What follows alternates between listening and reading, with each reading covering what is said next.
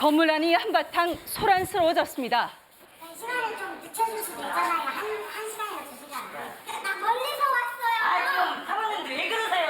나 멀리서 왔어요. 왜 그러세요, 이거? 볼게. 잠깐만 볼게요. 가만히 이러시면 안 돼요. 나 멀리서 와서 깜빡. 이게 그냥 내용이잖아요. 많이 격앙되는데요. 전혀 진정될 기미가 보이지 않는 상황. 가슴 메어지죠. 어떻게 이거를 갖다가 인지를 삼고 이것들이 왜 거기를 봉쇄를 해놨냐고요. 마음대로 추모를 못하게. 유골을 인질로 삼았다고 주장하는 사람들, 대체 무슨 일일까요? 사랑하는 가족을 먼저 떠나보낸 그날 이후 매일같이 이곳을 찾는다는 정민수 씨. 저는 와이프를 여기다 데려다 놨습니다. 일주일에 그래도 지나갈 때마다 계속 들려서 인사라도 하고 갔는데 자, 그런데 언젠가부터 이곳 추모공원의 문이 닫혀있기 일쑤라고 합니다. 공지된 운영 시작 시간인 오전 9시가 지났지만 여전히 굳게 닫힌 문. 자, 그런데 바로 그때 열어주시면 안 될까요? 지금 어디 출근을 해야 돼서. 저거는 제가 관리가 좀 출근이 안 나온 거예요? 여보가 9시에 본 건 뭐지? 그거는 홈페이지고요. 아, 지금 여기가 약간 분란이 있어가지고 이 분란 때문에 약속된 시간에도 문을 열지 않고 있답니다. 자, 그리고 잠시 후 한 남자가 건물 앞에 나타났습니다. 운영 시작 시간 30분이 지나서야 들어갈 수 있던 추모공원. 자, 그런데 문제는 또 있었습니다. 아무리 당겨도 굳게 닫힌 문이 하나 더 있었는데요. 이 문의 정체는 방화문이었습니다. 원래는 방화문은 없었고요. 저거는 자동문만 있어야 되는데 부동산 소유권자가 소유권을 주장하기 위해서 이렇게 방화문을 설치를 해놓고 이곳 역시 누군가 문을 열어주지 않으면 안으로 들어갈 수 없답니다. 고인이 된 가족을 추모하기 위해 마련된 곳이지만 누군가의 허락이 있어야만 들어갈 수 있는 황당한 상황. 무려 10개월째 반복되고 있는 현실인데요. 그러니까 이 안치 관리비도 다 냈을 거 아니에요. 그렇죠. 저희 와이프예요. 한참을 기다려서 드디어 만난 아내. 5년 전 지병으로 세상을 떠났다고 합니다. 생일이 2월 10일, 제삿날도 2월 10일입니다. 2월 10일 날 저희가 시설폐쇄가 됐기 때문에 이렇게 앞에서 보지 못하고 아까 밖에서만 기도하고 갔었죠. 내일 와야 되는데 아내의 기일에 추모도 하지 못했답니다. 아내의 생각에 왈칵 터지는 눈물. 민수 씨는 이런 상황을 이해할 수 없다는데요. 유가족들이 보고 싶을 때 추모를 하는 게 당연한 거고 추모관이 이렇게 문이 닫혔다는 게 도저히 이해가 안 되죠. 지난 2017년부터 운영을 시작한 이 추모공원은 현재 1,800여 개의 유골을 보관하고 있답니다. 그만큼 이곳에 많은 소중한 사람을 모셨지만 지금은 제대로 추모조차 할 수 없다는데요. 자, 대체 어떻게 된 일일까? 사건의 시작은 지난해 5월이었습니다. 봉안당에 방화문이 설치된 건데요. 아, 저거 방송 기억납니다. 네. 저희 방송했었죠. 예. 이거 아직도 이런 거예요. 그렇죠. 가족을 보러 먼 길을 달려왔지만 봉안당의 문이 막혀 가족을 추모조차 할 수 없게 된 겁니다. 굳게 닫힌 문을 보니까 너무 살이 떨리고요. 진짜 이 안에서 얼마나 외롭고 쓸쓸하고 정말 답답할지. 벼랑간 닫힌 봉안당의 문, 유가족들은 참을 수 없었다는데요. 아니 잠깐 얼굴 한번 본다는데 왜 그래? 문 좀 열어라고 문. 아무정지 얼굴도 못 봐? 의무가 없다니까요. 저희가 지금 문을 열어줘야 될 의무가 없다니까요. 열어줘야 될 의무가 없다고요? 네, 없어요. 9시라고 퇴근해야 되니까. 자, 그렇다면 봉안당의 출입문을 일방적으로 막아놓은 이유는 대체 뭘까요?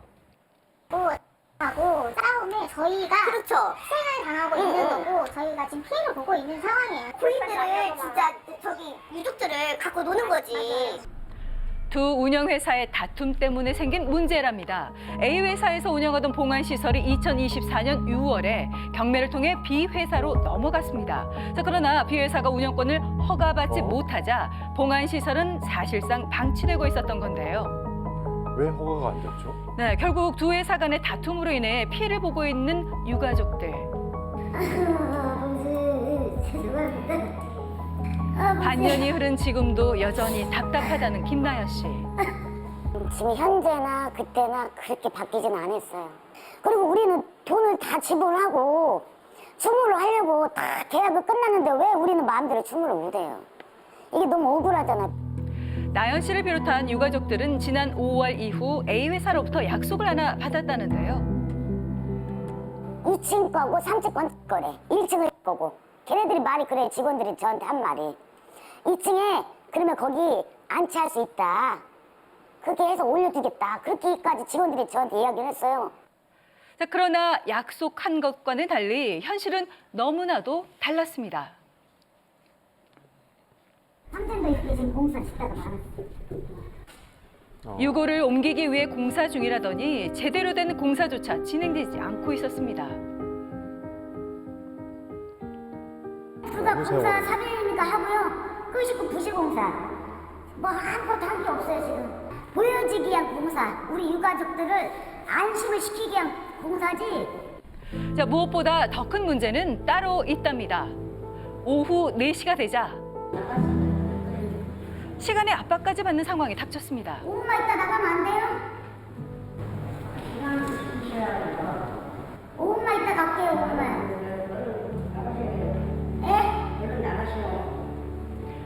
B회사 관계자가 득달같이 나가라고 강요를 합니다. 지금 막 도착한 유족들은 입구에서 박혔습니다. 이번에는 변경이니까 사모님 그 얘기는 이분 아까도 말씀드렸잖아요. 그럼 부담돼가지고 아까도 용역이 온다니까요. 그러면 시간을 좀 늦춰줄 수도 있잖아요. 한 시간이나 2시간. 나 멀리서 왔어요. 그럼 사모님도 왜 그러세요? 나 멀리서 왔어요. 왜 그러세요? 이 이거? 좋은 날에 참 명절에 안타깝죠. 사모님 이러시면 안 돼요.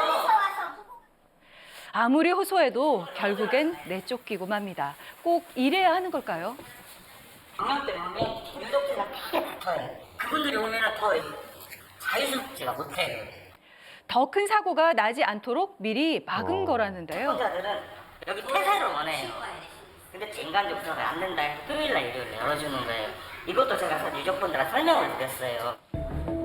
유가족들을 위한 결정이라며 주말에만 한시적으로 문을 열어주는 배려도 했다는 B회사. 이번 사태에 대해 B회사 측에 문의를 해봤습니다. 회사가 그 건물 소유권을 취득을 했거든요. 근데 우리나라 장사법이 재산법인이 아니면 관리할 수 없게 돼 있어요. 전라북도에 당연히 재산법인 설립 신청을 했죠. 근데 이제 전라북도에서 불허를 했고 소송을 제기했는데 그것도 기각 판결이 났고 이 관리비가 한 달에 1,000만 원씩 들어가요. 1년 넘게 관리를 꽁을 해주다 보니까 경제적인 압박이 되잖아요. 문 닫고 지금 이러는 것은 더 이상 우리 책임질 수 없습니다를 선언하는 거고. 책임질 수 없다는 말이 유족들은 황당하기만 하다는데요. 소유권이 넘어갔어요. 쉽게 얘기하면 건물주가 바뀌었잖아요 저희는. 하지만 우리는 건물 이전 주인하고 계약을 한 거잖아. 그러니까 저는 이걸 빨리 빼가래요. 지금 건물주가 바뀌었으니까 내가 새 건물주니까 너희들은 갖고 가라 이거를. 이게 말도 안 되는 상황이 지금 벌어진 거잖아요. 처음 계약을 맺었던 A회사 측에도 전화 연결을 시도했습니다. 자, 그런데 스님 안녕하십니까? 오신다고 하시더라고요. 왔습니다. 3층에 지금 올라와 있어요. 마침 재단 이사장이 추모공원을 찾아왔다는 소식 한달음에 달려갔습니다. 이날 부지런히 빨리 합의를 봐서 유족들을 보호해야 한다는 생각에 50억을 제시했는데 100억을 달라고 해서 못했습니다. 예.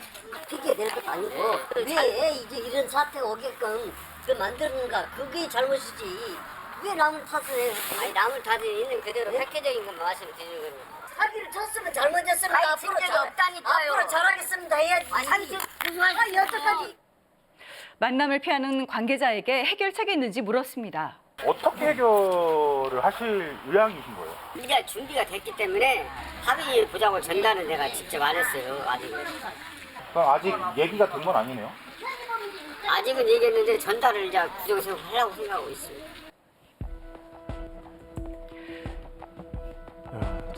답답합니다, 이 상황이. 그렇죠. 예.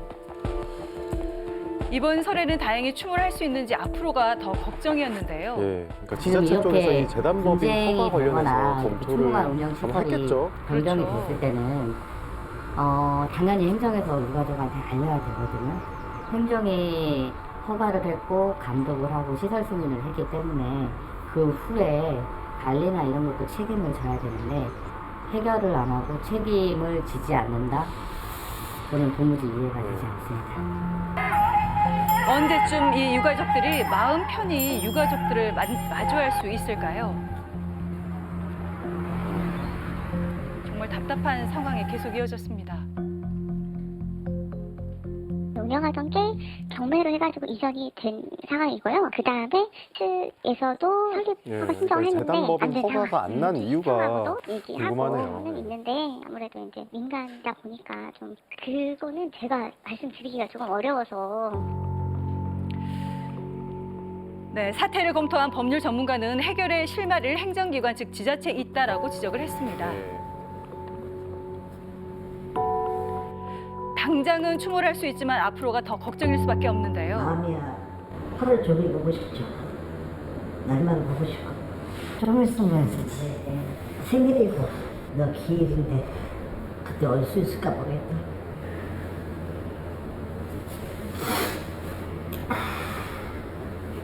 명절 지나면 아예 폐쇄하고 토요일만 뭐 3시간 동안 그것도 추모가 아니라 누구랑 빼가라 이런 식으로 좀 안내가 되어 있지 않습니까? 저희들 추모 본인 보장되는 거 예전처럼 그걸 가장 큰 걱정이에요.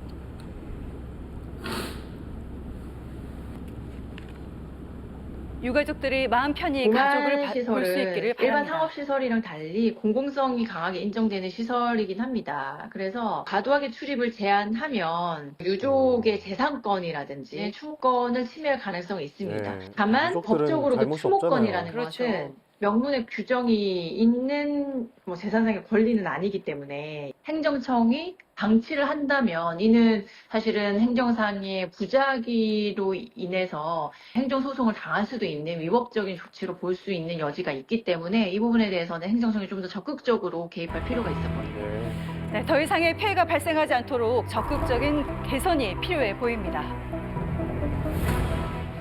예, 이와 비슷한 사태를 피하려면 봉안시설을 고르고 또 계약할 때 좀 주의해야 할 점이 있을까요? 네, 그렇습니다. 법률 전문가들은 계약할 당시에 이번처럼 운영 자체가 바뀌더라도 유가족들의 봉안 권리가 유지된다라는 조항이 포함되어 있는지 그리고 부득이하게 봉안당이 폐쇄될 경우에 분양 대금을 돌려받을 수 있는지를 확인할 필요가 있다고 합니다. 그리고 또 한 가지는 분양받을 때에는 등기부 등본을 통해서 토지라든지 또 건물에 과도하게 근저당이 설정되어 있는지를 확인해야 이런 피해를 줄일 수 있다라고 지적했습니다.